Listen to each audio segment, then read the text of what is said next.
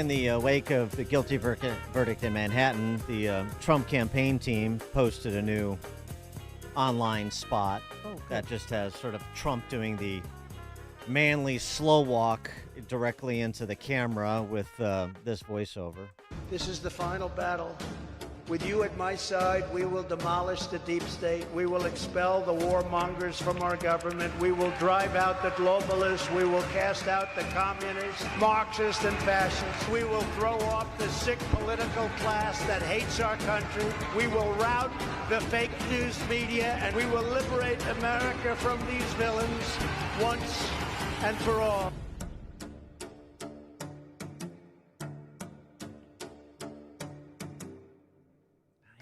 Beating the drums of revolt, okay, but is that going to be enough? Is that a drumbeat to which even some Republicans will march? For more on the fallout from yesterday that we're just starting to get our arms around, pleased to be joined by John Solomon, award-winning investigative journalist and founder of Just the News, justthenews.com. John, thanks for joining us. Appreciate it.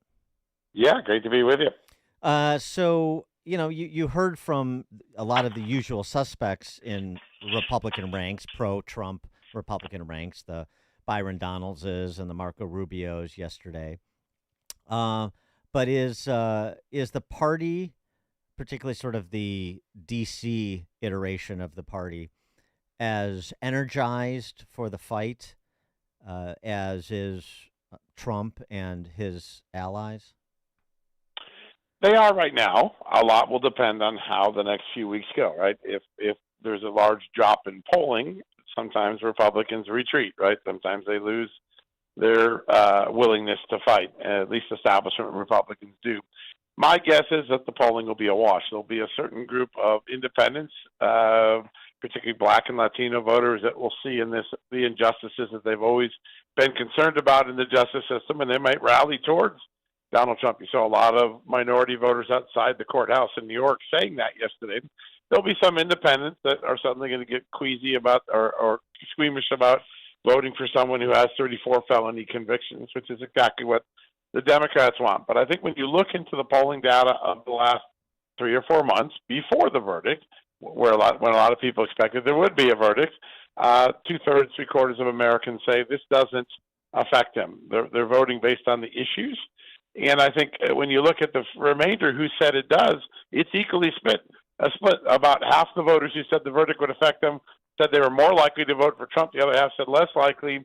So if it stays a wash, I think the establishment Republicans double down. They see vulnerability in Joe Biden. They see a country shifting away from his policies. They see polls showing a strong Republican preference for Congress and for President Trump. And I think they have a sense that this election is an epic election. There are elections, and then there are big elections. And I think a lot of Republicans, regardless of their views of Donald Trump, see this as an election that's going to define a quarter century or more of American history. And that motivates them beyond just Joe Biden v. Donald Trump. And I think that those are the things to watch. The danger would be if there's a big drop in polls, there could be some panic. I don't think that happens based on the pre-conviction polling, but sometimes polls create self-fulfilling phenomenons. Right now, I think what President Trump has done, which has gone right back to business, get right back to issues, just like that little video did today. That's what he's been winning on since November of 22nd, after Republicans underperformed in the midterm elections. He has stuck to substance. The more he sticks to substance, the more voters embrace him. Yeah, I agree that it's going to be volatile because, the same polling has half the country not paying attention to this trial pre-conviction. And so now they're just starting to process it because now it's going to be unavoidable to discuss and think about and ultimately have an opinion of. But the spot we played was psychological much more than sort of substantive, right? And it's leading that revolt. And I agree that Trump can't make it about, himself and his woes. He can't get into sort of self-pity, martyrdom lingo. But what I see some other Republicans doing, this election, it doesn't matter. It's not. It's about pocketbook issues. Let's talk about what happens when people go to the grocery Yeah. store. I think that is so lame. I think that Oh yeah. completely misses the moment. And Trump is closer to the target. I don't think he's exactly on it, but he's closer to the target when he's saying, "No, stay in this moment." You already know what I know. You know about going to the grocery store at the gas pump. I don't need to sell past the close on that. What I do need you to pay attention to is what happened in Manhattan means for us and for our country, including you specifically. There's no doubt. Listen, he has for months said that he's fighting this not just for himself, but that this is for the rest of the country. Because if they can do it to me, they almost certainly will do it to you.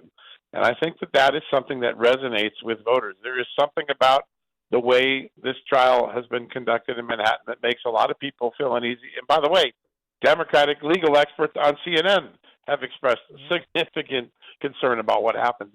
There's something in the deep of our conscience that says we don't put our political rivals in prison. We don't prosecute them in the courts. We settle our disputes at the election box. And I think that that is a winning issue. I think you get away from demonizing Merchant and the jury.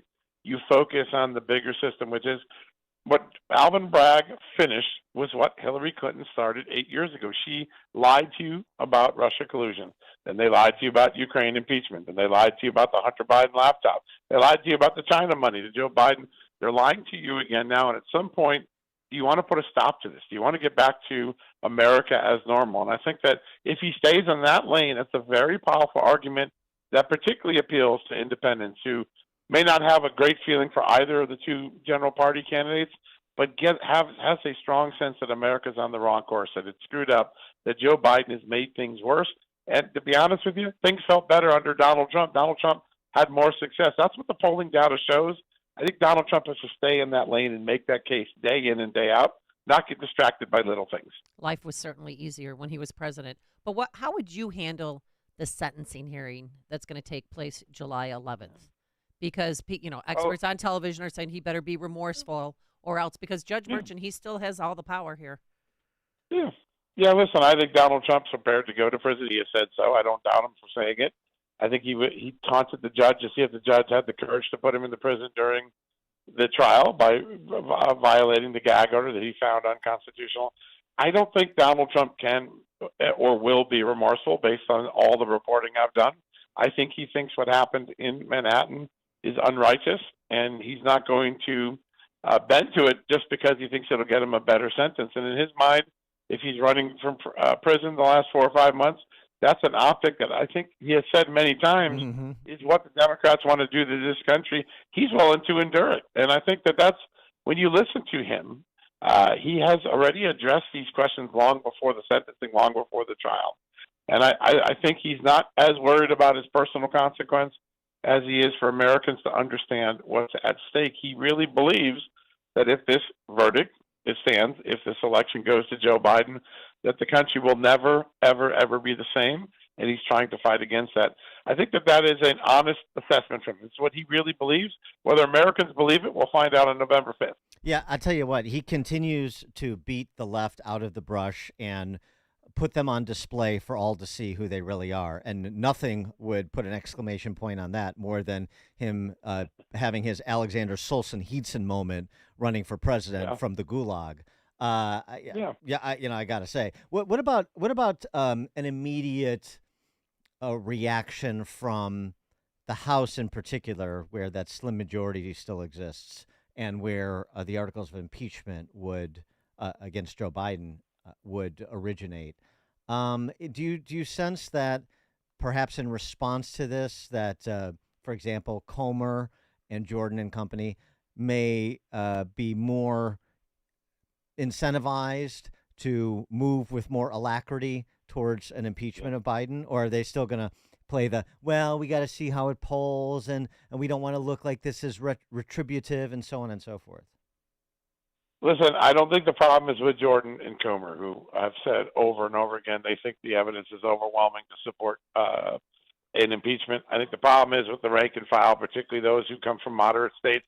They've just not had the courage to call out Joe Biden for what is now clear as a wave of lies that Joe Biden imposed on the American people to win the election.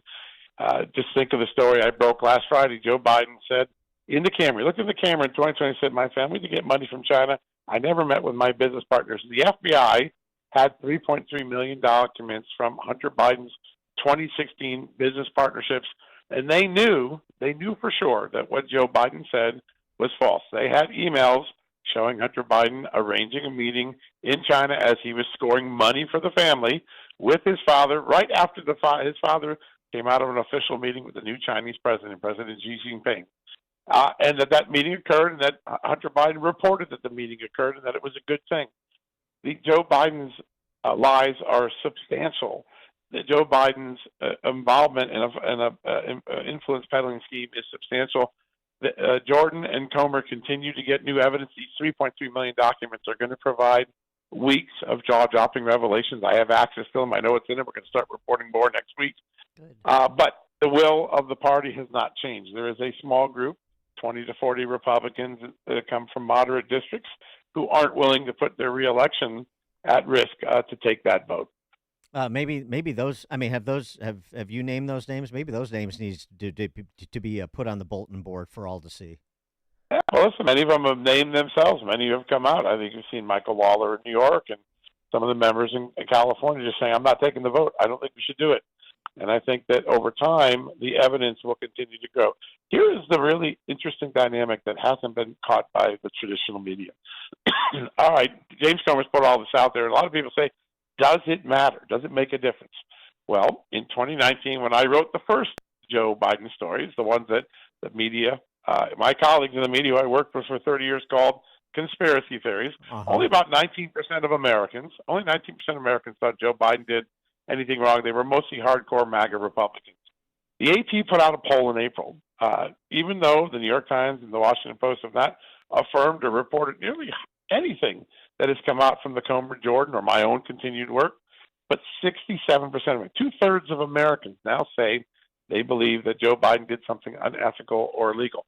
How did that happen? I think that is an extraordinary dynamic that the gatekeepers in the news media have not been able to keep a lid on that champagne bottle, and that the American people now have a grave sense that their president is not only inept, because that's already clear in the polling, but that he may somehow be corrupt. He did something untoward, unethical, or illegal by helping Joe Biden. And those thoughts probably get enhanced in the next couple of weeks because we're going to go to a Hunter Biden gun trial.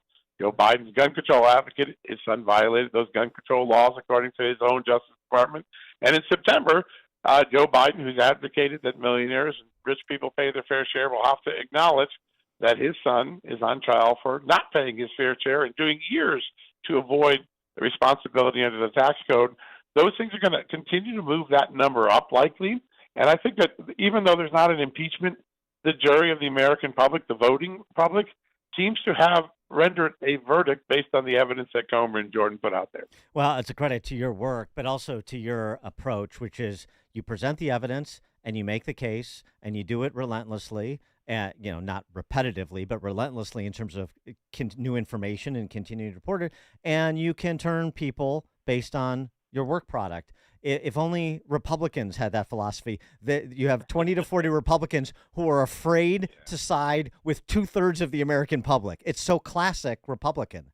It is. When I came to Washington 30 years ago, I met with a wily old senator. He was a progressive from Wisconsin, Senator Bill Proxmire, though he did things like the Golden Fleece that highlighted waste, fraud, and abuse in government. So he was probably being more moderate by today's party. He said two things to me. Never overestimate my party's ability to overplay their hand, and never underestimate the ability of Republicans to rescue defeat from the jaws of victory. And when you think about what he said, both of those dynamics are at work in this election right now. John Solomon, award-winning investigative journalist and founder of Just the News. JustTheNews.com is where you get John and John's work and the work of his colleagues. John, thanks so much for joining us as always. Appreciate it. Yeah, great honor to be with you. Thank you. Thank you so much. And he joined us on our turnkey.pro answer line. The stories you need to know to start your day. This is Chicago's Morning Answer on AM 560. The Answer. This is Carol Platt-Liebau for townhall.com. It was an embarrassing weekend for Transportation Secretary Pete Buttigieg. On Face the Nation, he was confronted with some damning facts. Despite having received $7.5 billion for electric vehicle charging, the Federal Highway Administration has only produced a grand total of 7.